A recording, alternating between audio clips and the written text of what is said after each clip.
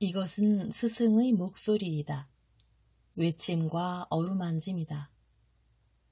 이 목소리가 회개하기를 원치 않는 사람들에게 말할 때에는 외침이 되고, 비록 불완전하더라도 하느님과 그분의 말씀을 찾아내려는 착한 뜻을, 하느님과 그분의 말씀을 찾아낸 다음에는 자기를 거룩하게 하려는 착한 뜻을 가진 사람들에게 말할 때에는 어루만짐이 된다.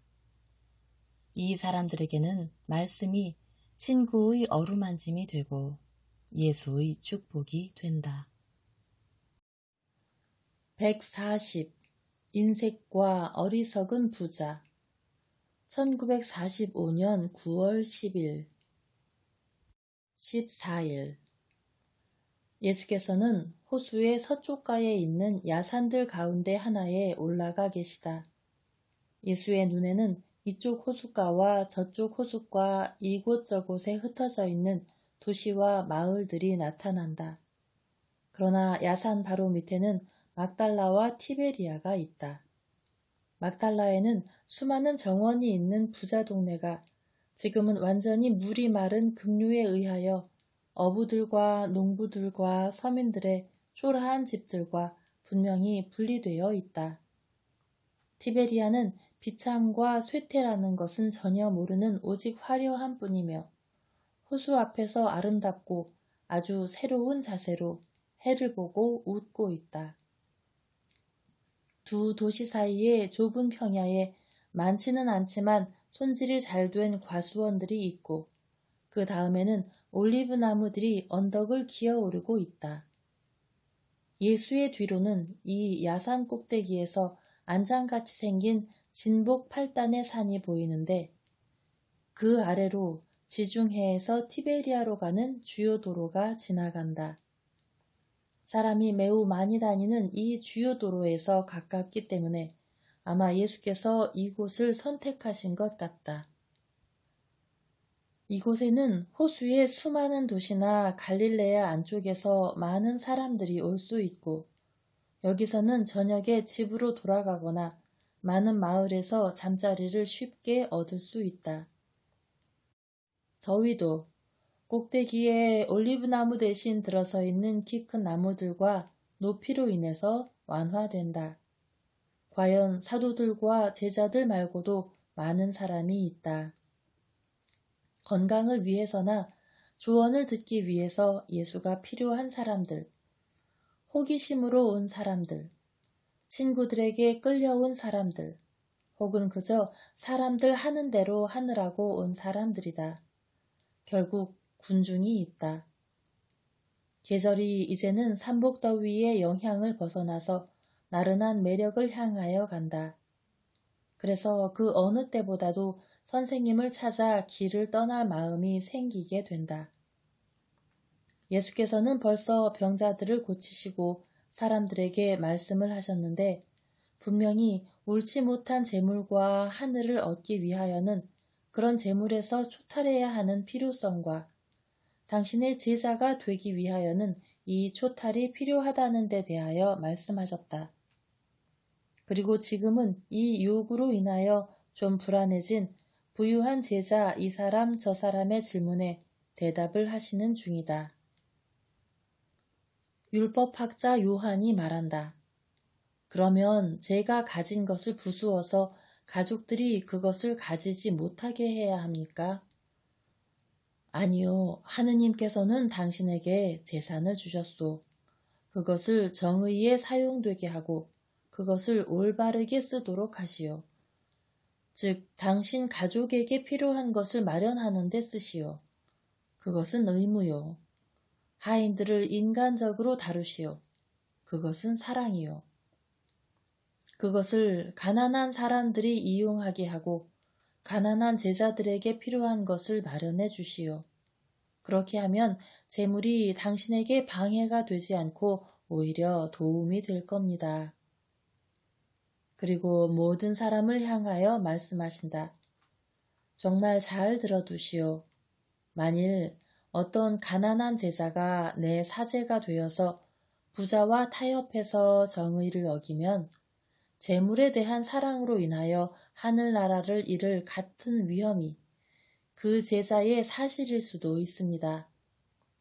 부자이거나 악한 사람이 여러분으로 하여금 그의 생활 방식과 죄를 인정하게 하기 위해 선물로 여러분을 유혹하려고 할 때가 많을 것입니다. 그리고 내 제자들 가운데에는 선물의 유혹에 넘어가는 사람들도 있을 것입니다. 그런 일이 있어서는 안 됩니다.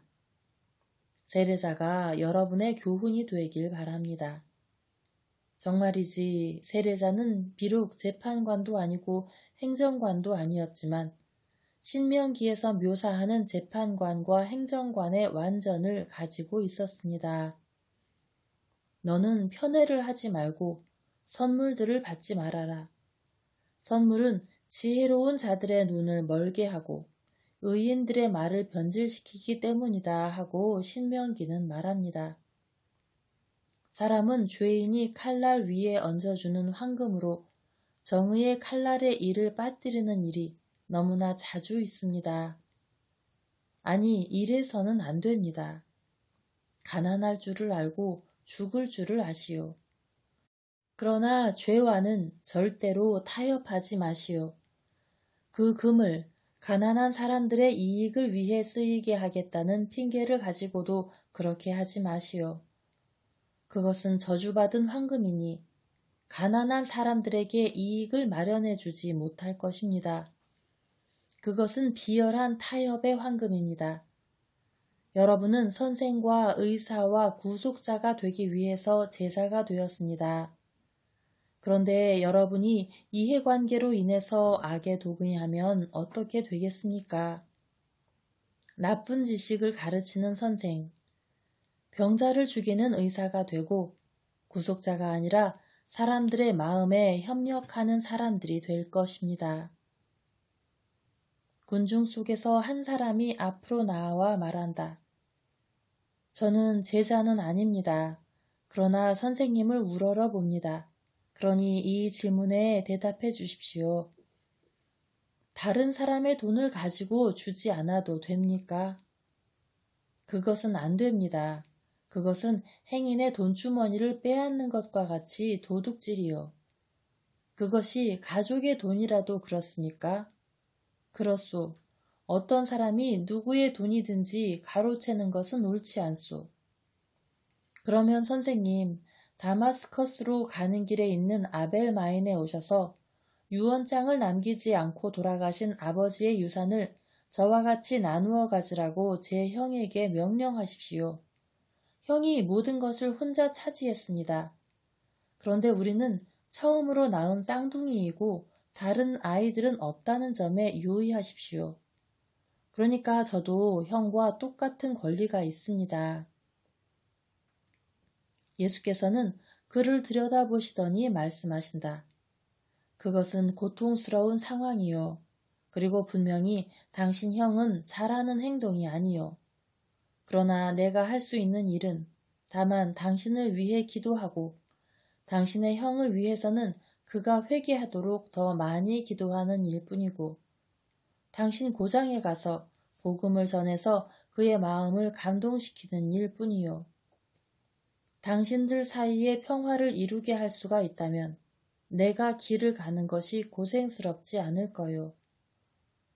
그 사람은 화가 잔뜩 나서 펄쩍 뛴다. 그래, 선생님의 말을 가지고 어떻게 하라는 것입니까? 이 경우에는 말 말고 다른 것이 필요합니다. 그러나 당신 형에게 명령하라고 말하지 않았소? 명령하는 것은 복음을 전하는 것이 아닙니다. 명령에는 언제나 위협이 따르는 것입니다. 만일 제 것을 제게 주지 않으면 형의 신체에 해를 가하겠다고 위협하십시오. 선생님은 그렇게 하실 수 있습니다. 건강을 주시는 것과 같이 병도 주실 수 있습니다. 여보시오, 나는 회개시키러 왔지 해치려고 오지는 않았소. 그러나 만일 당신이 내 말을 믿으면 평화를 얻을 거요. 무슨 말이요? 당신이 위로를 받고 당신 형이 회개하도록 당신과 당신 형을 위해 기도하겠다고 말했지요. 터무니없는 이야기입니다. 터무니없는 이야기. 와서 명령하세요. 친절하고 참을성 있던 예수께서 위험 있고 엄하게 되신다.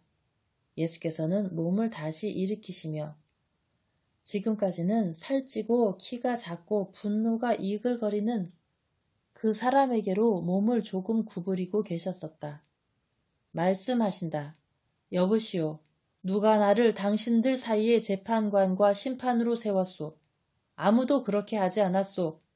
그러나 나는 두 형제 사이의 불화를 없애기 위해서 조정자와 구속자라는 내 임무를 다하러 가겠다고 수락했었소. 그리고 만일 당신이 내 말을 믿었더라면 아벨마인에 돌아가서 당신의 형이 벌써 회개한 것을 보았을 거요. 당신은 믿을 줄을 모르고 그래서 기적도 얻지 못할 거요. 당신이 만일 재물을 먼저 손에 넣을 수 있었더라면 당신이 모두 가지고 당신 형에게는 주지 않았을 거요. 그것은 정말이지 당신들이 쌍둥이이기도 하지만 격정도 쌍둥이같이 가지고 있어서 당신도 형과 마찬가지로 오직 한 가지 사랑, 즉 황금에 대한 사랑과 오직 한 가지 믿음, 즉 황금에 대한 믿음만을 가지고 있기 때문이요. 그러니 당신 믿음을 가지고 그대로 있으시오. 잘 가시오. 그 사람은 저주하면서 가고 군중은 분개하며 그를 벌하고 싶어 한다. 그러나 예수께서 거기에 반대하셔서 말씀하신다. 가게 내버려 두시오. 왜 짐승 같은 사람을 쳐서 여러분의 손을 더럽히려고 하십니까? 저 사람은 황금의 마귀가 들려서 길 잃은 사람이 되었기 때문에 그를 용서합니다. 여러분도 그를 용서하시오. 오히려 저 불행한 사람이 다시 자유로운 아름다운 영혼이 되도록 기도합시다. 사실이야.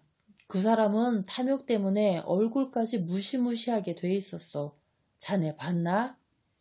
하고 제자들과 욕심 많은 사람 가까이 있던 사람들이 서로 묻는다. 맞아, 맞아. 그 사람은 처음보다도 더 무시무시하게 됐었어. 그래, 나중에 그 사람이 선생님의 제안을 거부했을 때 자칫하면 저주하면서 선생님을 때렸을지도 몰라. 그 사람 얼굴이 완전히 마귀처럼 됐었거든. 유혹하는 마귀의 얼굴이었어. 그 사람은 선생님을 아귀로 끌어가려고 했어. 내 말을 들으시오. 하고 예수께서 말씀하신다. 참으로 영혼의 변화는 얼굴에 나타납니다. 그것은 마귀가 차지하고 있는 사람의 얼굴에 나타나는 것과도 같습니다. 행위와 태도로 마귀인 사람들이 그들의 본색을 드러내지 않는 일은 별로 많지 않습니다. 그런데 이 얼마 안 되는 사람들도 완전히 악에 파묻혀 있고 완전히 마귀가 들려 있습니다. 이와 반대로 의인의 얼굴은 비록 물질적으로 보기 흉하더라도 내부에서 외부로 퍼져나오는 초자연적인 아름다움 때문에 항상 아름답습니다. 그런데 말투로 이것이 나타나는 것이 아니라 실제로 나타납니다. 우리는 일체 악습이 없이 깨끗한 사람은 육체까지도 신선함을 보게 됩니다. 영혼이 우리 안에 있어서 우리를 온전히 차지하고 있는 것입니다. 타락한 영혼의 역한 냄새는 육체까지도 썩게 하는데 깨끗한 영혼의 향기는 육체도 보호합니다. 부정한 영혼은 육체를 음란한 죄로 끌어갑니다. 그리고 이 죄들은 육체를 늙게 하고 보기 흉하게 만듭니다. 깨끗한 영혼은 육체를 깨끗한 생활로 이끌어가고 그리고 이것은 신선함을 보존하고 위엄을 옮겨줍니다. 여러분 안에 정신의 깨끗한 젊음이 머물러 있게 하시오. 혹 이미 그것을 잃었으면 그것이 소생하게 하시오. 그리고 관능에 있어서나 권력에 있어서나 일체의 탐욕을 경계하도록 주의하시오. 사람의 생명은 그가 가진 재산에 달려있지 않습니다. 이 세상에서도 그렇고 영원한 생명인 내세에서도 그렇습니다. 사람의 생명은 그의 사는 방식에 달려 있습니다. 그리고 생명과 더불어 이 세상과 하늘의 행복도 그의 생활 방식에 달려 있습니다. 행실이 고약한 사람은 결코 행복하지 못하고 실제로 행복하지 못한데, 덕행이 있는 사람은 비록 가난하고 외롭더라도 항상 천상의 기쁨으로 행복하기 때문입니다. 덕행이 있는 사람은 죽음도 두려워하지 않습니다. 그것은 하느님과의 만남을 두려워하게 할 만한 죄도 없고 가책도 없기 때문이고, 또 세상에 남겨두고 가는 것에 대해서 미련도 없기 때문입니다. 그는 그의 보물이 하늘에 있다는 것을 알고 그에게 돌아오는 유산을, 거룩한 유산을 차지하러 가는 사람과 같이 그의 보물이 있는 하늘의 문을 열어주는 죽음을 향해 기쁘게, 그리고 열의를 가지고 마주 갑니다. 즉시 여러분의 보물을 마련하시오. 젊은이들은 젊을 때부터 이 일을 시작하고, 노인들은 나이 때문에 죽음이 더 가까우니까 꾸준히 노력하시오. 그러나 죽음은 언제 올지 모르는 것이어서 어린아이가 늙은이보다 먼저 죽는 일도 자주 있으니까 여러분이 하늘나라를 위해서 보물을 저축하지 않았는데 죽음이 찾아올까 염려되니 내세를 위하여 덕행과 선생의 보물을 마련하는 일을 내일로 미루지 마시오. 오, 나는 젊고 기운이 팔팔하다. 지금 당장은 세상에서 즐기고 나중에 회개하겠다 하고 말하는 사람이 많습니다. 크게 잘못 생각하는 것입니다. 이 비유를 들어보시오. 어떤 사람이 밭에서 풍성한 수확을 거두었습니다. 그 수확은 정말 기적적인 것이었습니다. 그 사람은 밭들과 마당에 수북히 쌓여서 곡식광에 자리가 없어 임시 창고에 넣고 방에까지 넣어두게 된 그 모든 재산을 보고 기뻐하면서 말했습니다. 나는 노예처럼 일했다. 그러나 땅이 나를 저버리지 않았다. 나는 추수 10번을 하도록 일했으니 이제 그만큼 쉬고 싶다. 이 모든 수확물을 어떻게 넣어둔다. 이걸 팔기는 싫다. 팔면 내년에 또 새로 수확을 하기 위해 일을 해야 할 테니까. 옳지, 이렇게 해야지. 내 광을 헐고 더 큰 광들을 지어서 이 모든 곡식과 내 재물들을 넣어두어야지. 그리고 내 영혼에게 이렇게 말하겠다.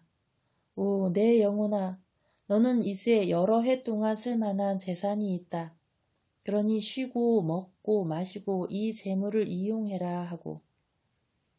많은 사람이 그러는 것과 같이 이 사람도 육체와 영혼을 혼동하고 거룩한 것을 세속적인 것과 혼동하는 것이었습니다. 그것은 실제로 향락과 아무것도 하지 않은 상태에서는 영혼이 즐기기는커녕 활기를 잃기 때문입니다.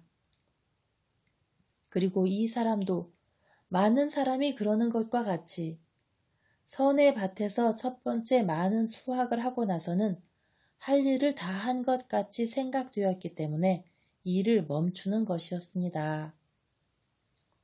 그러나 쟁기를 잡은 다음에는 1년이고 10년이고 100년이고 목숨이 붙어있는 동안은 꾸준히 일을 계속해야 한다는 것을 모르십니까? 일을 중단하는 것은 더 큰 영광을 자기에게 거부하는 것이기 때문에 자기 자신에 대한 죄악이고, 또 정지하는 사람은 일반적으로 전진하지 않는 데 그치지 않고 뒤로 돌아오기 때문에 퇴보하는 것입니다. 하늘의 보물은 훌륭한 것이 되려면 해마다 늘어나야 합니다.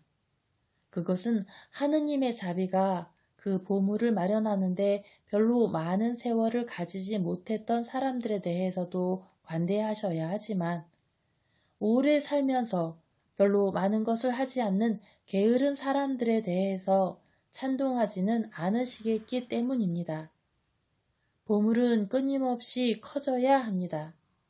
그렇지 않으면 그것은 열매를 맺는 보물이 아니라 기력이 없는 보물이 되며 이것은 약속된 하늘의 평화에 불이익이 되는 것입니다.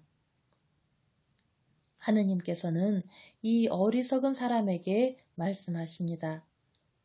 육체와 세상의 재물을 영적인 것과 혼동하고 하느님의 은총을 가지고 내 불행을 만드는 어리석은 사람아, 바로 오늘 밤에 내게서 내 영혼을 요구할 것이고 영혼이 떠난 다음에는 육체가 생명 없이 남아있으리라는 것을 알아라. 네가 마련한 것이 누구의 것이 되겠느냐? 그것을 네가 가지고 가겠느냐? 아니다. 너는 이 세상의 수확물과 영적인 업적 하나도 없이 내 앞에 올 것이고 내세에서는 가난할 것이다. 네가 추수한 것을 가지고 이웃과 너를 위하여 자비로운 일을 하는 편이 나았었다. 그것은 다른 사람들에게 대해서 자비를 베풀면 내 영혼에 대해서도 자비로운 사람이 될 것이기 때문이다. 그리고 한가한 생각을 품지 말고 내가 너를 부를 순간까지 내 육체의 유익한 이득과 내 영혼을 위한 큰 공로들을 얻어낼 수 있는 활동을 하는 편이 나았었다. 그래서 그 사람은 그날 밤에 죽어서 엄한 심판을 받았습니다. 나는 분명히 말합니다만 자기 자신을 위하여 돈을 모으고 하느님의 눈에 부유해지지 않는 사람은 이렇게 됩니다. 이제는 가서 여러분이 받은 교훈을 가지고 보물을 만들어 가지시오. 평화가 여러분과 함께 있기를. 그리고 예수께서는 강복하시고 식사를 하고 쉬시려고 사도들과 제자들과 같이 어떤 숲을 속으로 들어가신다. 그러나 식사를 하시면서도 아직 앞에 교훈을 계속하시면서 말씀을 하시고 벌써 여러 번 사도들에게 내놓으셨던 주제를 다시 다루시는데 사람은 근거 없는 공포에 너무 사로잡혀 있기 때문에 이 주제가 언제나 불충분하게 제거되리라고 생각한다. 예수께서 이렇게 말씀하신다. 이렇게 덕행으로 부유하게 되는 데에만 몰두해야 한다고 생각하여라. 그리고 너희의 관심이 결코 동요하고 불안한 걱정이 되지 않도록 조심하여라. 선은 불안과 공포와 서두름의 적이다. 이런 것들은 아직 탐욕과 질투와 인간적인 불신의 영향을 너무 많이 받는다. 너희 일은 꾸준하고 자신있고 조용해야 하고 급작스럽게 떠나고 급작스럽게 멈추는 일이 없어야 한다. 야생 당나귀들이 이렇게 한다. 그러니 안전하게 길을 하기 위해서는 정신 나간 사람이 아니면 그놈들을 이용하지 않는다. 승리를 해도 평온해야 하고 실패를 해도 평온해야 한다. 너희가 어떤 잘못으로 인해 하느님의 마음에 들지 않게 되었기 때문에 너희를 슬프게 하는 그 잘못에 대한 괴로움도 조용해야 하고 겸손과 신뢰로 위로를 받아야 한다. 자기 자신에 대한 낙담과 원한은 항상 교오의 표이고 불신도 마찬가지다. 어떤 사람이 겸손하면 그 사람은 자기가 육체의 불행을 면할 수 없는 사람이며 그 육체가 가끔 지배한다는 것을 안다. 만일 어떤 사람이 겸손하면 그 사람은 자기 자신보다도 오히려 하느님께 신뢰를 가지고 실패를 하더라도 침착을 잃지 않고 이렇게 말한다. 아버지, 용서하십시오. 아버지께서는 가끔 저를 압도하는 제 약함을 알고 계신다는 것을 저는 압니다. 아버지께서 저를 불쌍히 여기신다는 것을 저는 믿습니다. 저는 비록 아버지께 만족을 정말 별로 드리지 못하지만은 아버지께서는 이전보다도 미래에 한층 더 저를 도와주시리라는 굳은 신뢰를 가지고 있습니다. 하고 또 하느님께서 주시는 귀중한 것에 대해서 무관심하지도 말고 그것을 너무 아끼지도 말아라. 지혜와 덕행에 관해서 너희가 가진 것을 나누어 주어라. 사람들이 육체의 일에 부지런한 것과 같이 너희는 영신적인 사항에 부지런하여라. 그리고 육체에 관하여는 내일 일 때문에 끊임없이 벌벌 떨고 여유가 없게 되지 않을까, 병이 들지 않을까, 죽음이 오지 않을까, 원수들이 자기들을 해치지 않을까 하는 등등의 두려움으로 끊임없이 벌벌 떠는 사람들을 본받지 말아라. 하느님께서는 너희가 무엇이 필요한지 아신다. 그러므로 너희가 내일 어떻게 될까 하고 걱정하지 말아라. 죄수들의 쇠사슬보다도 더 무거운 공포에서 해방되어라. 너희 생명과 먹을 것과 마실 것과 옷에 대해서 걱정하지 말아라. 영혼의 생명이 육신의 생명보다 더 중요하고 육체는 옷보다 더 중요하다. 너희가 옷으로 살지 않고 육체로 살며 육체를 괴롭힘으로 영혼이 영원한 생명을 얻는 것을 돕기 때문이다. 하느님께서는 너희 영혼을 언제까지 너희 육체 안에 그대로 놔두실지 아신다. 그리고 그때까지는 너희에게 필요한 것을 주실 것이다. 시체를 실컷 먹고 또 우리에게서 썩어가는 시체들을 처치해주는 임무라는 그들의 임무가 바로 그들의 존재 이유가 되어 있는 부정한 동물인 까마귀들에게도 하느님께서는 필요한 것을 주시는데 너희에게 필요한 것을 안 주시겠느냐. 까마귀들은 식량을 둘 장소도 없고 곳간도 없다. 그런데도 하느님께서는 그놈들을 먹여 살리신다. 그런데 너희는 사람이지 까마귀가 아니다. 게다가 지금은 너희가 선생님의 제자들이고 세상에 복음을 전파하는 사람들이고 하느님의 종들이기 때문에 인간의 정화이다.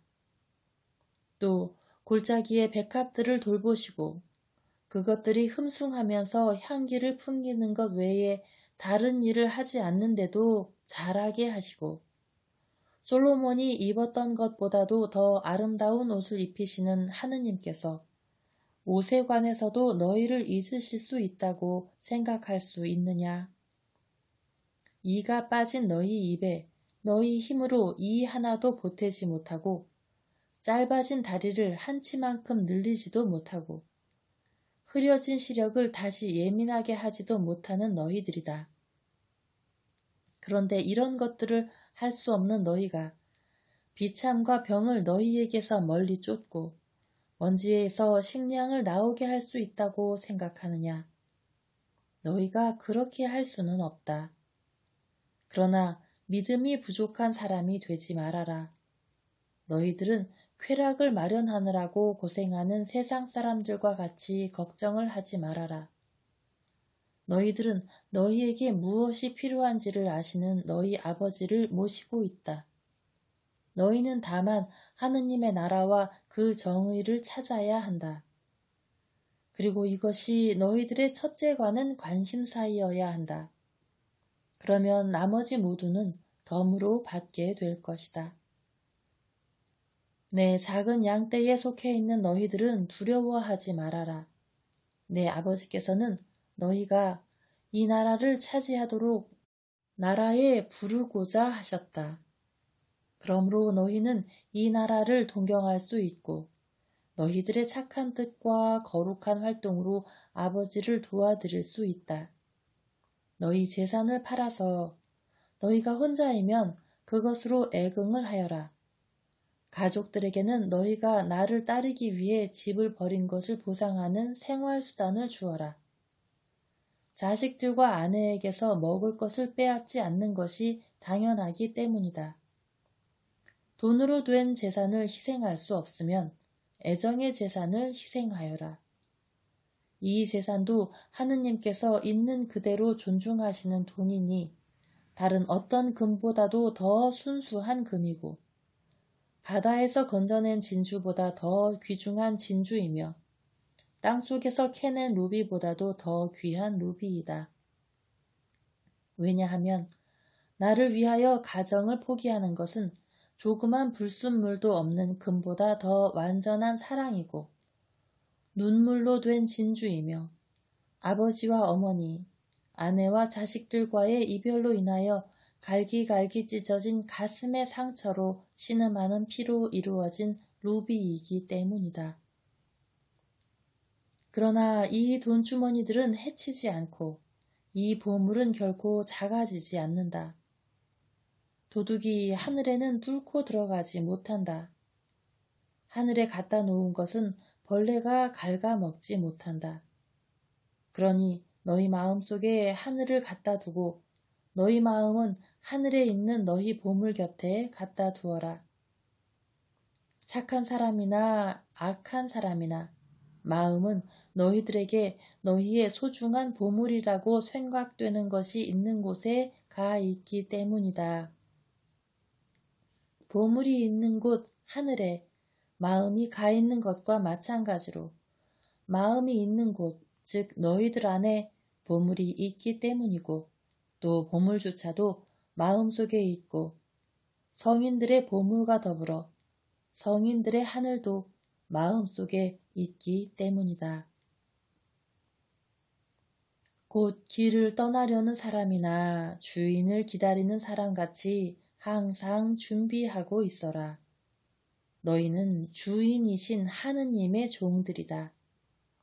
하느님께서 어느 때고 당신 계신 곳으로 너희를 부르시거나 너희가 있는 곳으로 오실 수 있다. 그러므로 여행할 때 띠는 허리띠나 일할 때 띠는 허리띠를 허리에 메고 손에는 등불을 켜서 들고 길을 떠나거나 하느님을 맞아들일 준비를 항상 갖추고 있어라. 너희보다 먼저 하늘에 가거나 이 세상에서 하느님께 봉헌을 한 어떤 사람과의 혼인잔치에서 나오시면서 기다리고 있는 너희를 생각하시고 이렇게 말씀하실 수 있다. 스테파노나 요한의 집에, 그렇지 않으면 야고보나 베드로의 집에 가자 하고, 그런데 하느님께서는 오시는 것도 빠르고 오너라 하고 말씀하시는 것도 빠르다.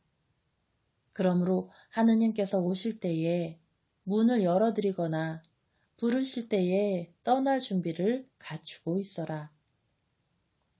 주인이 도착해서 깨어있는 것을 보게 될 종들은 매우 행복하다.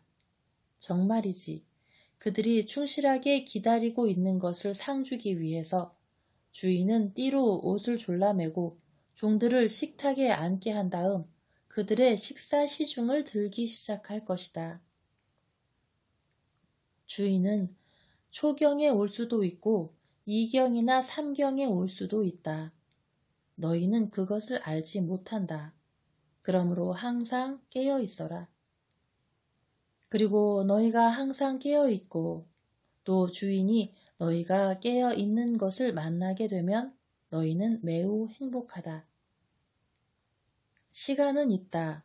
주인이 오늘 밤에는 안 오신다 하고 말하면서 은근히 믿지 말아라. 그러면 너희에게 불행이 올 것이다.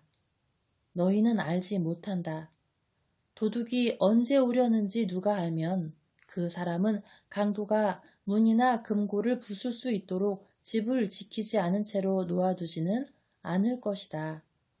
너희가 꿈에도 생각지 않고 있는 때에 사람의 아들이 와서 시간이 되었다 하고 말할 것이니까 너희도 준비하고 있어라.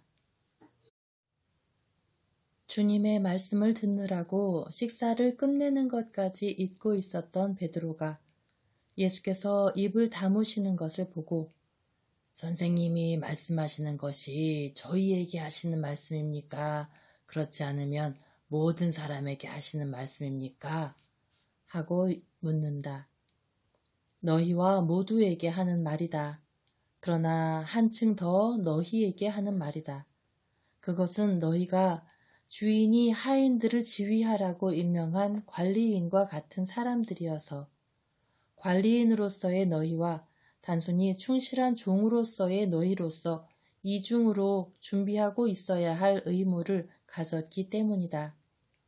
주인이 그의 종들을 지휘하라고, 그리고 각자에게 적당한 때에 정당한 몫을 주라고 정해준 관리인은 어떠해야 하느냐? 관리인은 빈틈없고 충실해야 한다. 자기 자신의 의무를 다하기 위해서도 그렇고 자기 밑에 있는 사람들에게 그들 자신의 의무를 다하게 하기 위해서도 그렇다. 그렇지 않으면 그를 대신해서 행동하고 그가 없는 동안에 그의 이익을 보살피라고 관리인에게 봉급을 주는 주인의 이익이 손상될 것이다. 주인이 집에 돌아와서 충실하고 재치 있고 올바르게 행동하고 있는 것을 만나게 될 종은 정말 행복하다. 정말 잘 들어두어라. 그 주인은 이 하인이 그에게 주는 안심으로 인해서 마음이 편안하고 기뻐서 이 관리인에게 다른 토지, 아니 그의 모든 토지를 돌보게 맡길 것이다. 그러나 만일 이 종이 좋다. 주인은 아주 멀리 가 있고 돌아오는 날짜가 늦어지겠다는 편지를 보냈다. 그러니까 내 멋대로 할 수 있다. 그러다가 주인이 돌아올 때가 가까워지면 그때 대비책을 마련하겠다 하고 말하면서 먹고 마시기 시작해서 취해서 주정꾼의 명령을 내리기까지 한다고 하자. 그리고 그에게 딸린 착한 종들이 주인에게 해를 끼치지 않으려고 그의 명령을 따르기를 거절하면 그는 남녀 하인들을 때리기 시작해서 그들이 병들고 쇠약해지게 하기까지 할 것이다. 관리인은 행복하다고 생각해서 이렇게 말한다. 마침내 주인 노릇하는 것이 어떤 것인지, 모두가 두려워하는 사람 노릇을 하는 것이 어떤 것인지 맛보게 되는구나 하고, 그러나 그에게 어떤 일이 일어나겠느냐? 그가 조금도 예상하지 않던 때에 주인이 돌아와서 마침 돈을 제 주머니에 넣거나 가장 약한 하인들에서 어떤 하인을 매수하는 것을 알아채는 일이 일어날 것이다. 네, 분명히 말하지만 주인이 그를 관리인 자리에서 내쫓고 하인의 지위에서까지도 쫓아낼 것이다. 불성실하고 배신하는 자들을 정직한 하인들 가운데 그대로 두는 것은 있을 수 없는 일이기 때문이다. 그리고 주인이 그를 더 사랑하고 더 가르쳤던 그만큼 그는 벌을 받을 것이다. 그것은 누가 주인의 뜻과 생각을 더 잘 알면 그만큼 더 정확하게 그 뜻을 행해야 하기 때문이다. 만일 주인이 다른 어떤 사람에게도 그렇게 하지 않은 만큼 자세히 그에게 말해준 것 같이 하지 않으면 그는 매를 많이 맞을 것이다. 그러나 부차적인 등급의 하인으로서 자세한 사정을 알지 못해서 잘하는 줄로 생각하고 잘못한 하인은 벌을 덜 받을 것이다. 많이 받은 사람에게는 많이 요구될 것이고 많은 책임을 맡은 사람은 많이 갚아야 할 것이다. 내 관리인들은 난지 1시간 된 갓난 아기의 영혼에 대해서까지도 보고를 해야 하겠기 때문이다. 나는 꽃이 핀 작은 숲속에서 시원하게 쉬는 것을 택하지 않았다. 나는 세상에 불을 지르러 왔으니 세상이 불타는 것 말고 무엇을 바랄 수 있겠느냐. 그렇기 때문에 죽기까지, 그리고 온 세상이 하늘에 불이 붙어서 벌겋게 단 숯불같이 되기까지 내가 열심히 일하고 너희도 열심히 일하기를 바란다. 나는 어떤 세례를 받아야 한다. 그리고 이 세례가 완전히 이루어지지 않는 동안은 내가 얼마나 애가 탈지 모른다. 왜 그런가 하고 생각들 하지 않느냐? 그것은 이 세례로 너희를 불운반인과 선동자를 만들 수 있을 것이기 때문인데 너희들은 사회의 모든 계층에 대항해서 모든 계층 안에서 활동하여 그 사회를 오직 하나의 물건, 즉 그리스도의 양떼를 만들려고 할 것이기 때문이다. 내가 세상에 평화를 갖다 주려고 온 줄로 생각하느냐? 또 세상 사람들이 보는 방식에 따른 평화를 말이다. 아니다. 오히려 반대로 불화와 분열을 갖다 주러 왔다. 이제부터는 그리고 온 땅이 오직 한 양떼가 되기까지는 한 집에 있는 5사람 가운데에서 2사람이 3사람과 대립할 것이고 아버지가 아들과 대립하고 아들이 아버지와 대립하며 어머니와 딸들과 딸들이 어머니와 대립할 것이며 며느리들과 시어머니들은 서로 이해하지 못할 이유가 하나 더 있을 것이다. 그것은 어떤 입술에는 새로운 말투가 있을 것이기 때문이고 심각한 반란으로 인간적 애정과 초인간적 애정의 왕국이 흔들림으로 인해서 일종의 바벨탑이 생길 것이기 때문이다. 그러나 그 다음에는 나자렛 사람이 구원한 모든 사람이 말하는 어떤 새로운 말 속에 모든 것이 일치하고 감정의 물이 정화되어 찌꺼기는 밑으로 가라앉고 위에는 하늘나라 호수의 맑은 물이 빛날 때가 올 것이다. 정말이지 내가 할 일은 사람들이 휴식이란 말에 붙여주는 뜻으로의 휴식이 아니다. 지칠 줄 모르는 용맹이 필요하다. 그러나 나 분명히 말하지만 끝에 가서는 너희 시중을 들기 위해서 옷을 띠로 졸라매고 그런 다음 너희와 함께 영원한 잔치상에 앉을 예수가 있을 것이고 그리고 또 언제나 예수가 있을 것이다. 그러면 우리는 피로와 고통을 다 잊을 것이다. 이제는 우리를 찾는 사람이 아무도 없으니 호수 쪽으로 가자. 막달라에 가서 쉬자. 라자로의 마리아의 집 정원에는 모두가 들어갈 만한 자리가 있는데 마리아는 그의 집을 나그네와 그의 친구들에게 마음대로 쓰게 맡겼다. 막달라의 마리아는 그의 죄와 더불어 죽었고 그의 뉘우침에서 나자렛의 예수의 제자 라자로의 마리아가 태어났다는 것을 너희에게 말할 필요는 없겠다. 이 소식이 마치 숲을 속을 지나가는 바람의 살랑거림과 같이 달려갔기 때문에 너희도 이것은 알고 있다. 그러나 나는 너희가 알지 못하는 것을 알게 해주겠다. 그것은 라자로의 마리아의 개인 재산은 모두가 하느님의 종들과 그리스도의 가난한 사람들의 것이라는 사실이다. 가자.